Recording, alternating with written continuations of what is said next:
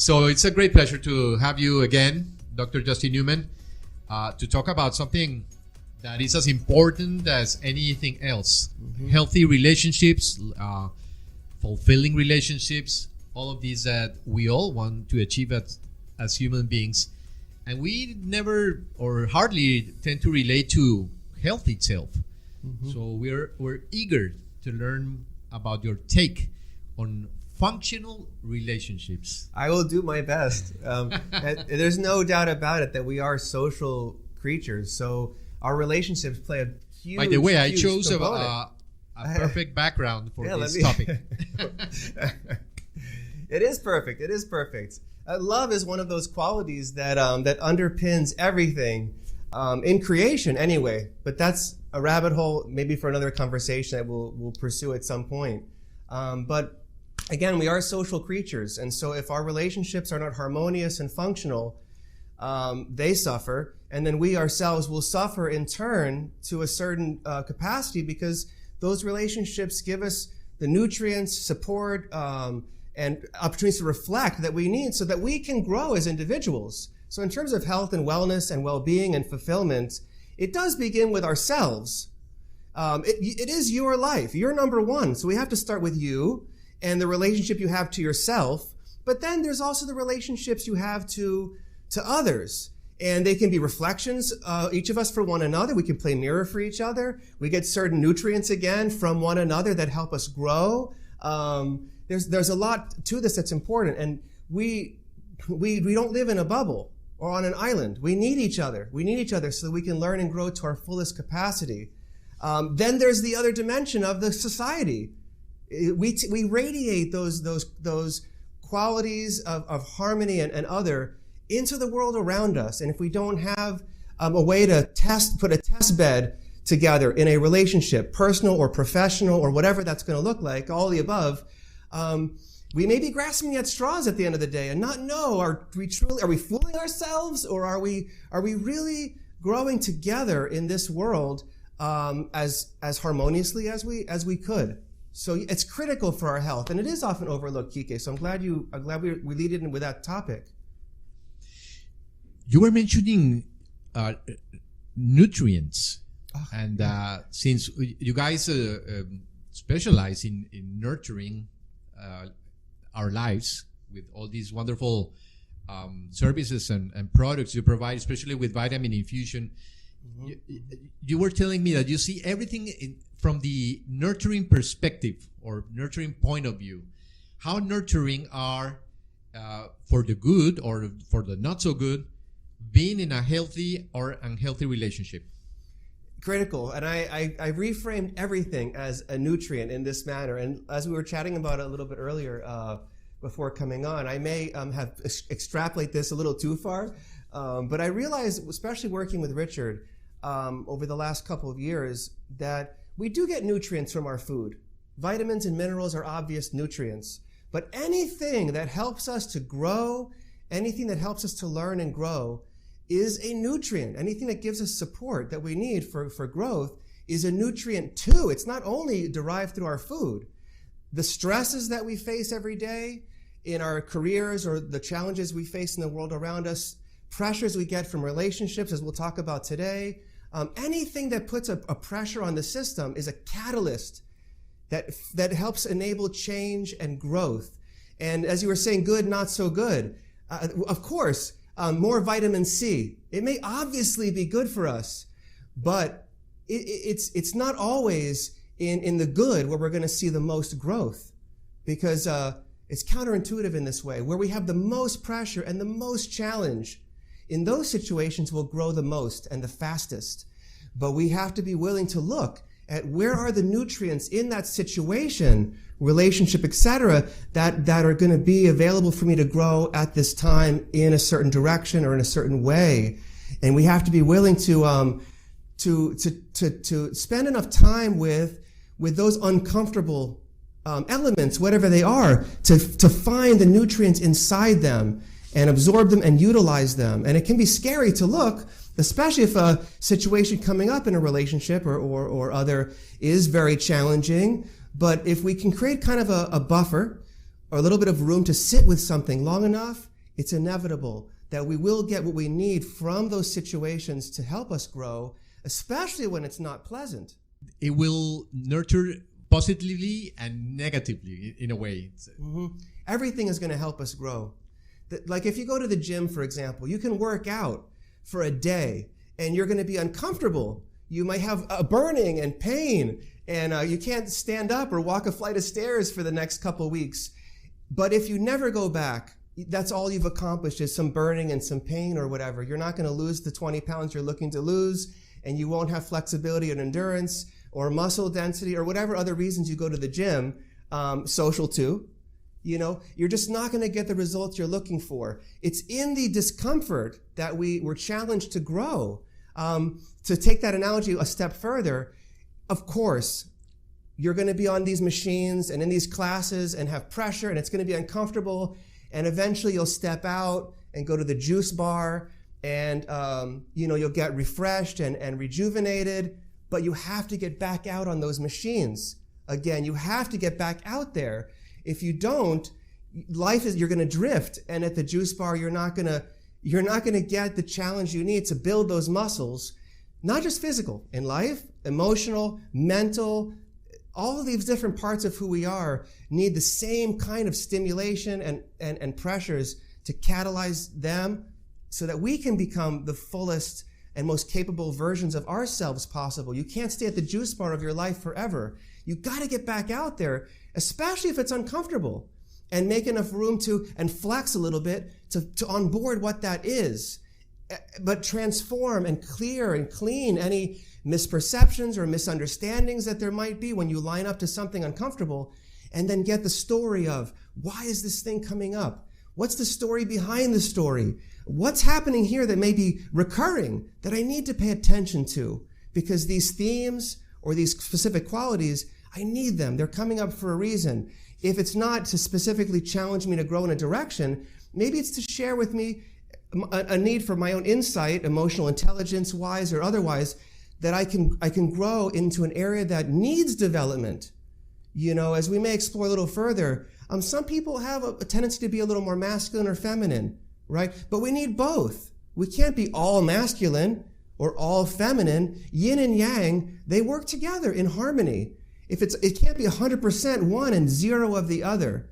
And if it is, we do risk suffering at some point or another because we won't be living our best life. Relationships, they find this out too. You know, if one person is very assertive, masculine, that's fine. But regardless of genre. Oh yes, absolutely, yeah. Absolutely. Everybody has these energies and qualities inside them. Yin yang is just kind of an umbrella or an idea for masculine, feminine, water, fire, activity and support or nourishment or something receptive, active. Conversations are like this. Across the board, the whole dimension that we're in is polarized in this way, light, dark, or whatever. But night becomes day. Day becomes night. It's not only day, night. There's a relationship. They're both one thing, but we see different aspects of the one thing. You know, in our own being, we have yin and yang. We have qualities that are more passive, nourishing, supportive of the system that helps us get rejuvenated when we're available for our downtime. And then there's the active, fiery, yang component. We got to get up and do something. Be assertive, be direct, respectful, clear, assertive, masculine, get it done. But it's not, a binary, A, B. There's some harmonious mixture of them both within ourself. And if one area is lacking, maybe I'm too feminine in my line up to something. But if I stay that way for so long, I'm missing the opportunities to grow that developing the more masculine, assertive side, and maybe our partners can help us with that, as we'll explore today a little bit.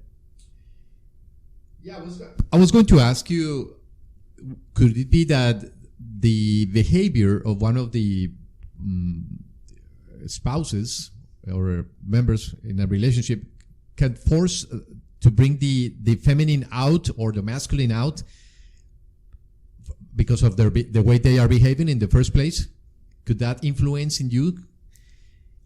Because it is a dance, basically. Ooh, a couple are living in a relationship. It's a permanent dance. you tend to perceive more masculine, and then maybe the feminine comes out on the other one. Oh, yes. It could be vice versa. Oh, yes. No? Oh, yes. And sometimes if it's on purpose, if it's planned ahead, it will work. But if it's not, there could be an issue there. It will be. There will be. Mm-hmm. And how we meet those issues often determines in what way the relationship will develop.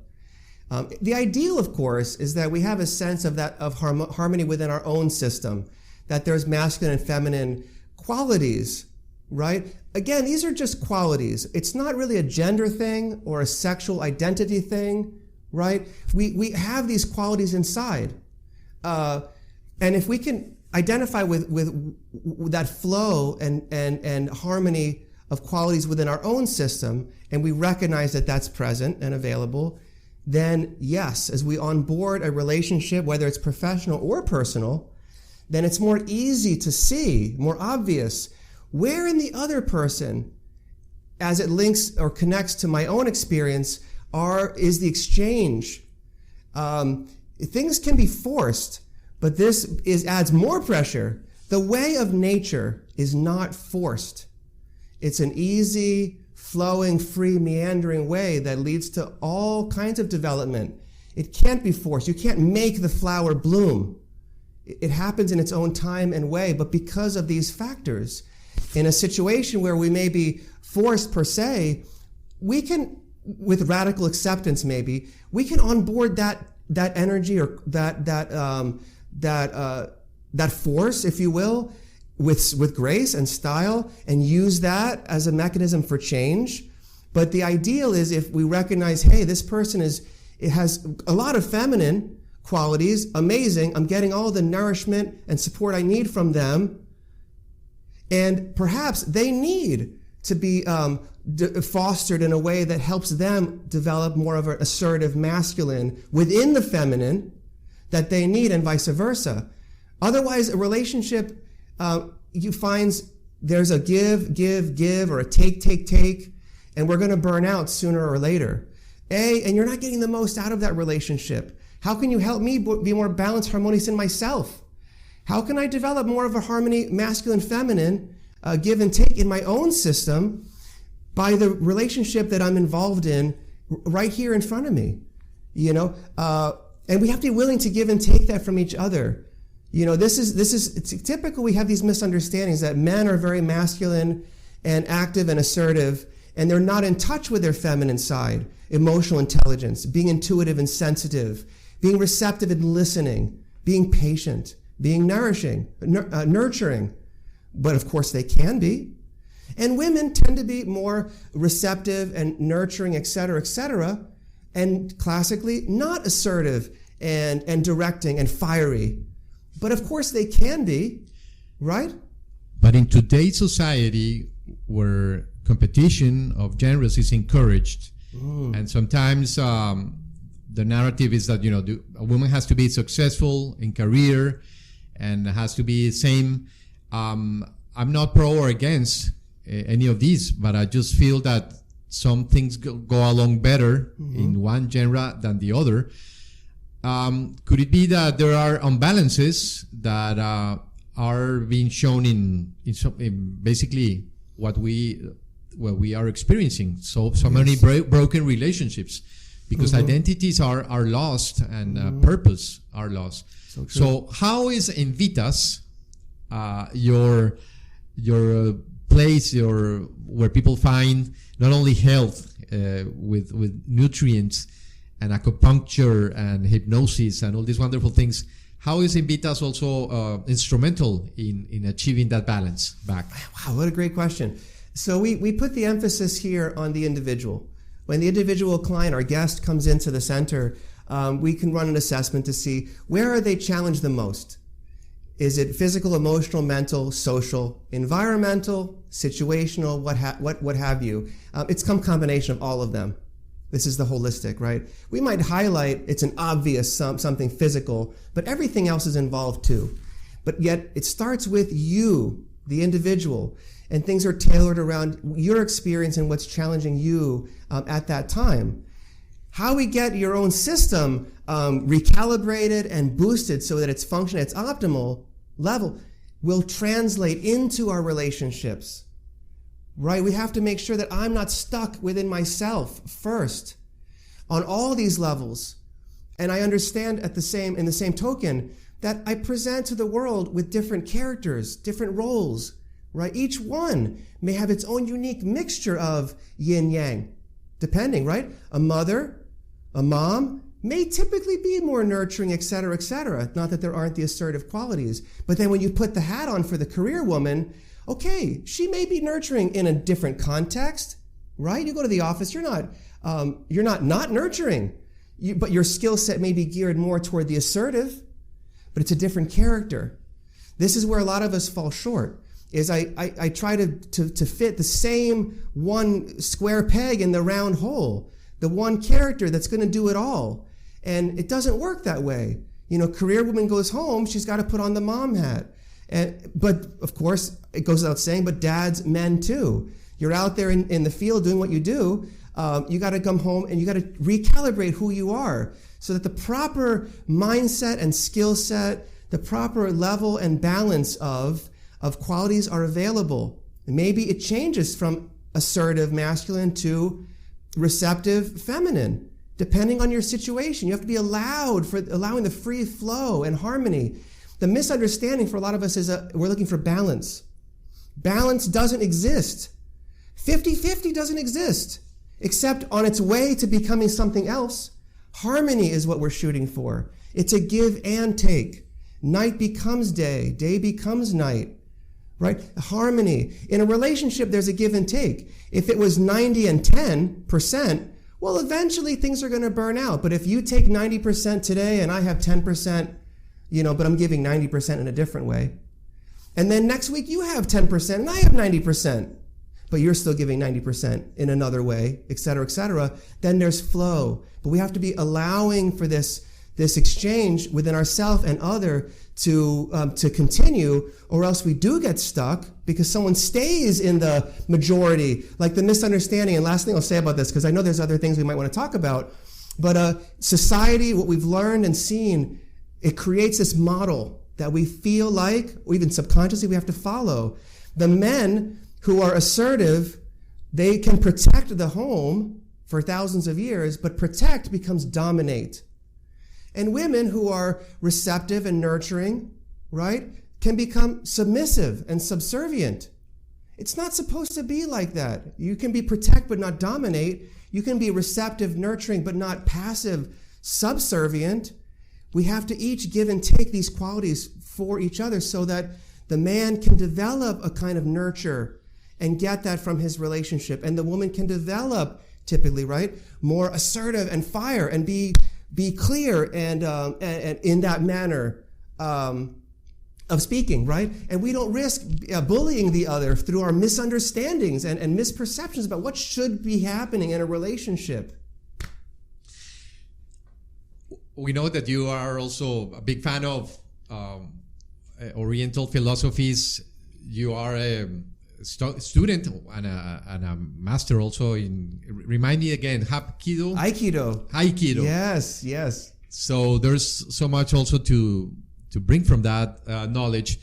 But I was wondering, since we both are recurrent in in relationships, I mean, we've been divorced and we know we've been through it.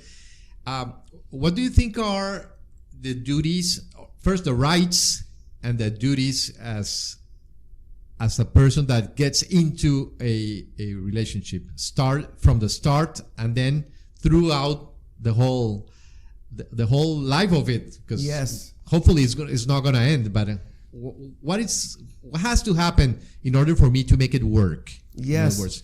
I'm glad you asked that. And I often joke, I'm now again married, happily remarried, but I joked with my now wife, not to worry.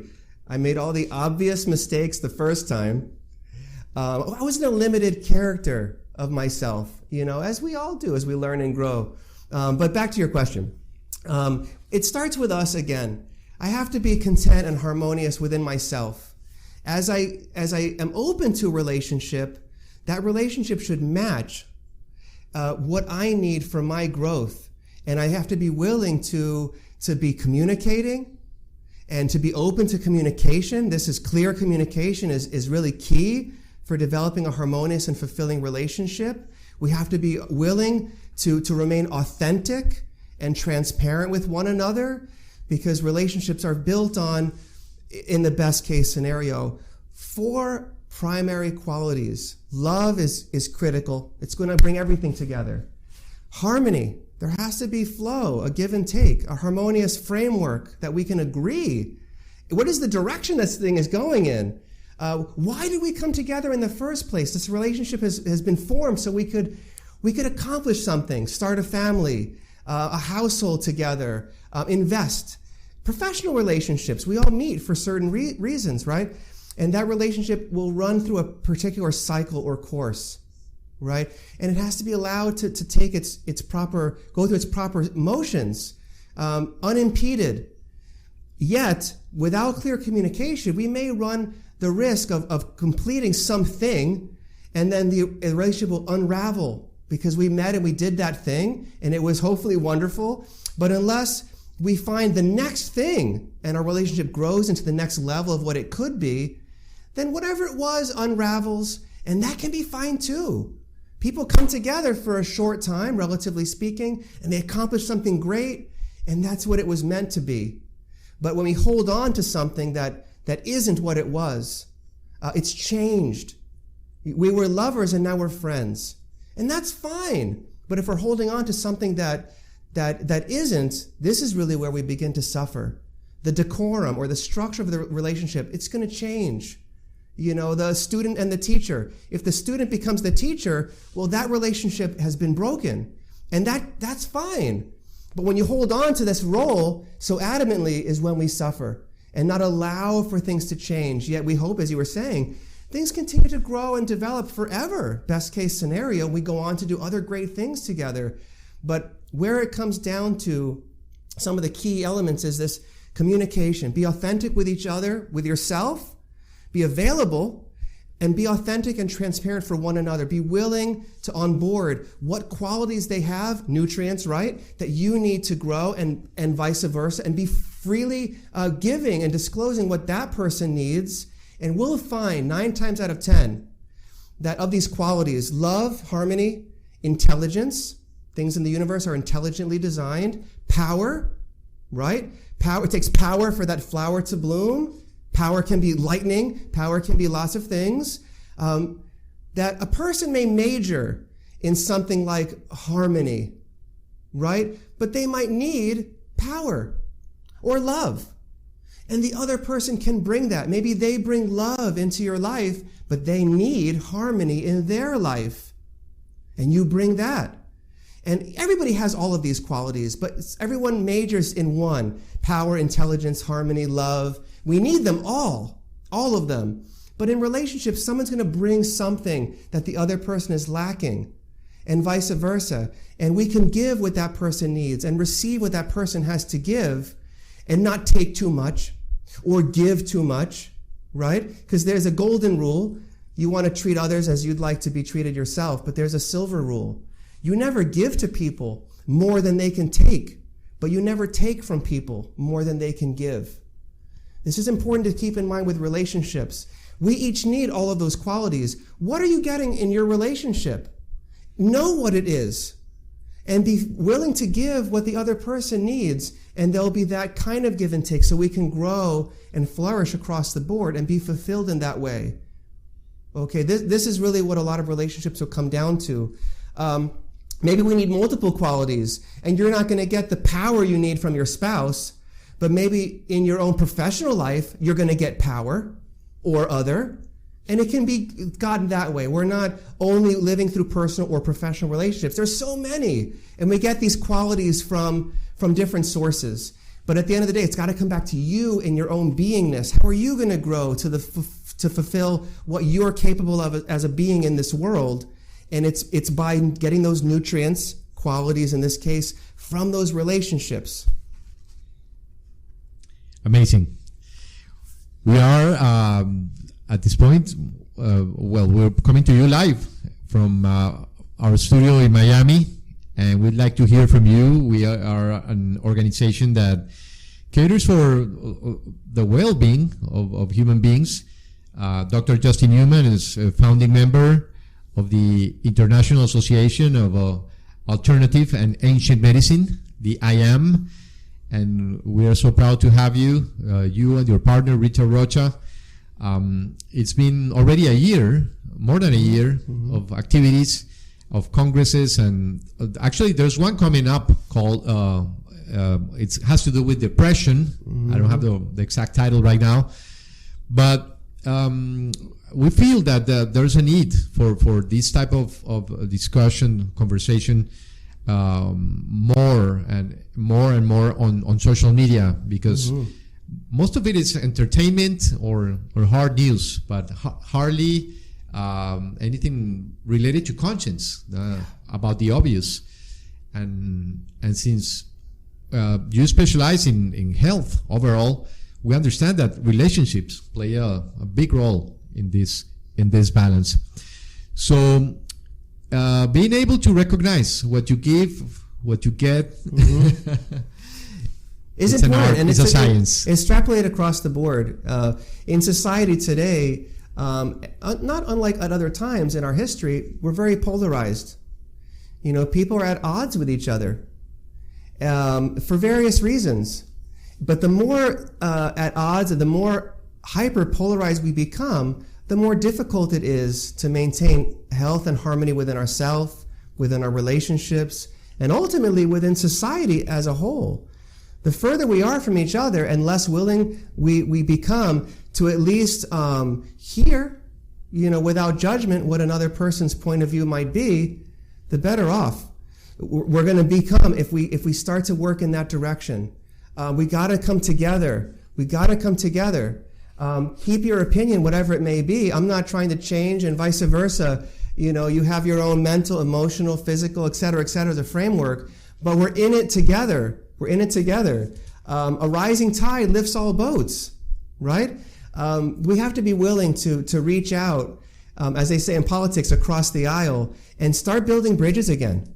This is very important, because unless there's harmony in yourself, relationships, and society, the win-win-win is missing. We're going to be suffering on a collective scale and individual scale unless we figure out ways to reconcile our differences and get what we need and give what's needed so that all things can learn and grow to its fullest capacity.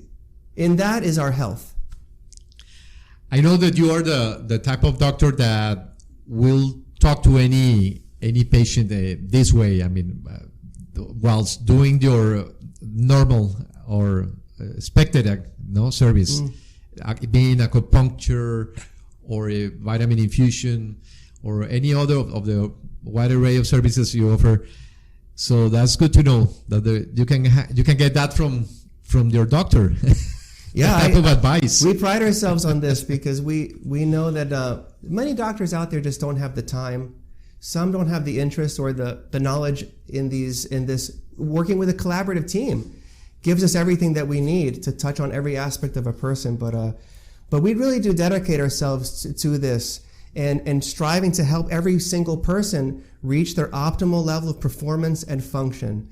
And unless we have the kind of authenticity and candor in these conversations that's necessary, and be willing to look and even ask hard questions sometimes, we may not uncover what's really needed here. And be at the same token, and this is a challenge for us as providers, is to be available in a holistic sense. Because you can go to your gastroenterologist, you have digestive issues, and of course, he or she went to med school and studied the heart and psychiatry to some capacity, but they're not going to talk to you about the fact that it's a heart symptom that's creating your this or that. They're only looking at your digestive, and they're trained and hyper-specialized around just this.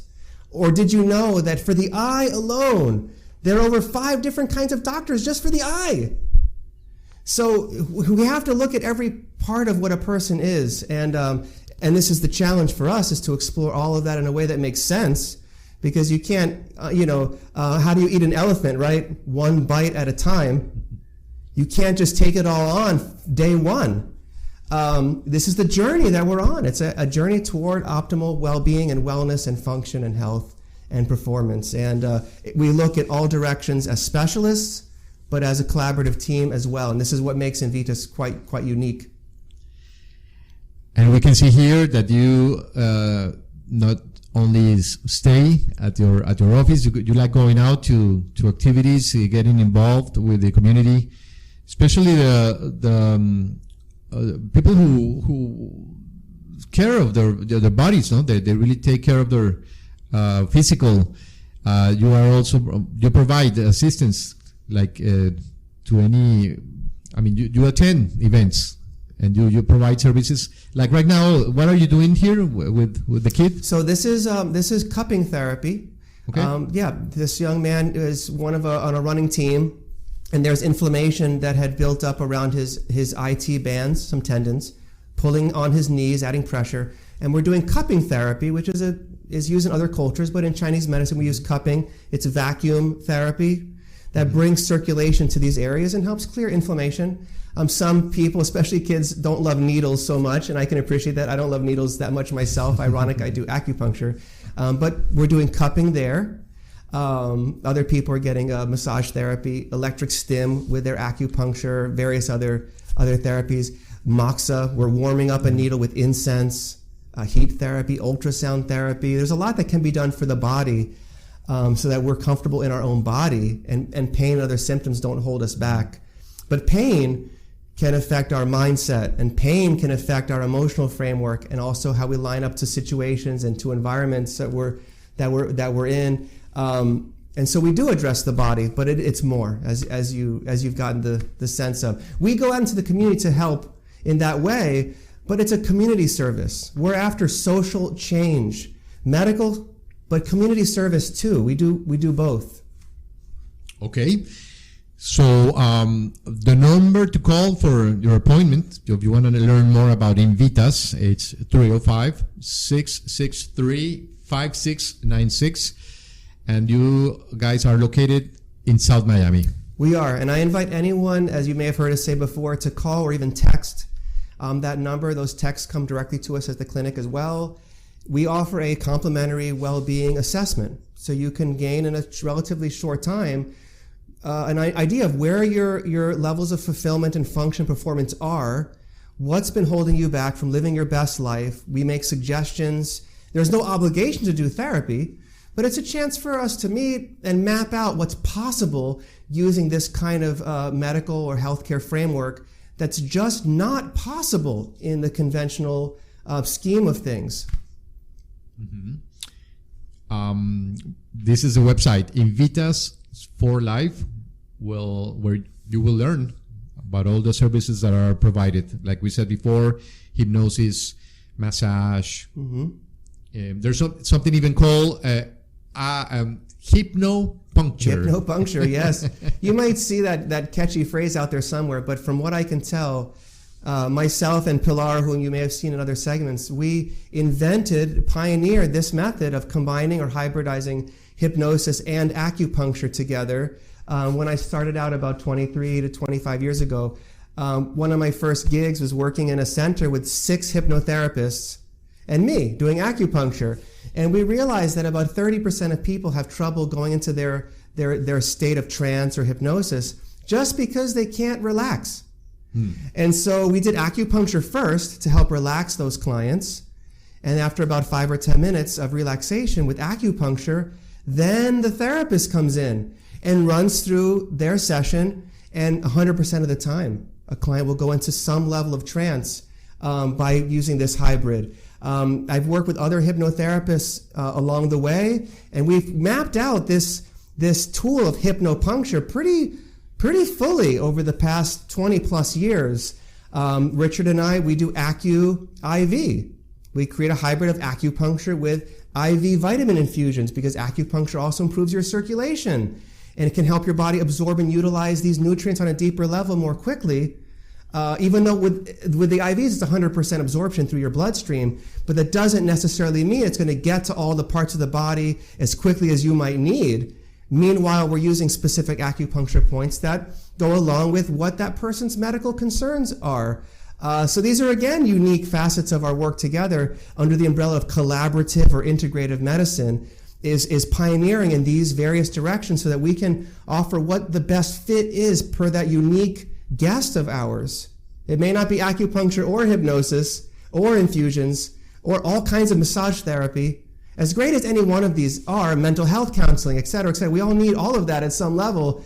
But how do we work together to provide you what exactly is you need, even if it's filtered through the lens of the massage therapist or the mental health counselor or the infusionist or the acupuncture physician, however.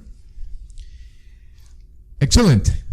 So we have a better idea of what INVITAS is all about, and we encourage you to visit their website and learn more about all their professional services, and also get some good advice, like we like to call, from Dr. Justin Newman and Richard Rocha, who always come here with their best of their experience and of their will to bring us shine some light on some of these topics, like the one we just talked today, functional relationships. Certainly a lot of food to think about. It's true. And you were asking me nurturing to think about. You were asking me before the show about themes, exactly. And 3 of the new clients that we've worked with this week, they've all asked things like, for the consultation, can I bring my fiance? Can I bring my husband or wife? So that they can listen and experience what's maybe needed or relevant in our relationship to help us grow through this challenge. They want to bring their mom or their dad, right? So a lot of the consultations that we've laid out this week, especially because there are themes, as you were saying. It's like, yeah, can I bring my husband in, or my wife, or my mother, or whatever? They come by weeks. Yeah, so this is the theme of the week, and this is why this topic seems to be so relevant, and I hope it is for you who are watching or listening too. You're not isolated on an island somewhere. Maybe sometimes you can retreat to that island in your own subconscious and get the downtime and rejuvenate, but eventually you have to open up and embrace or make room for what's available in your relationships, and maybe directly bring them to your complimentary assessment or whatever, but in other ways too. How can we make enough room for the other in our life, or others, so that we get the nutrients that they're presenting to us, even if it doesn't seem like so pleasant at front on face value, but the story behind that unpleasantness is the nutrient that you need. Let's help each other look. And we will do, Dr. Newman. It's been wonderful listening to you again and enjoying this show every Friday. And we do encourage you to share and subscribe to all their social media, invitasforlife, and also learn more about iaaam, the International Association of Alternative and Ancient Medicine, that's doing their best to bring all these content and all this knowledge to everyone, both in English and Spanish for now. But we're hopeful that it's going to grow to more and more languages and cultures. Dr. Newman, thank you so much. Thank you so much, Kike, for facilitating this and spearheading this whole opportunity for myself and others to get the message out there for the iaaam and for each of our own individual businesses. It is, I think, for all of us, not speaking on behalf of the iaaam, that we're looking to do the best and raise the level of consciousness in terms of access to healthcare and empowerment too across the board globally. And thank you, Kike, for helping us make it happen, especially in this way and in many other ways, not this least of all. We're leaving for now, and any moment how it is, we'll be letting you know we're live with more wonderful content. Until then, take care. Thank you, guys. Thank you for watching. Bye-bye. Have a great time.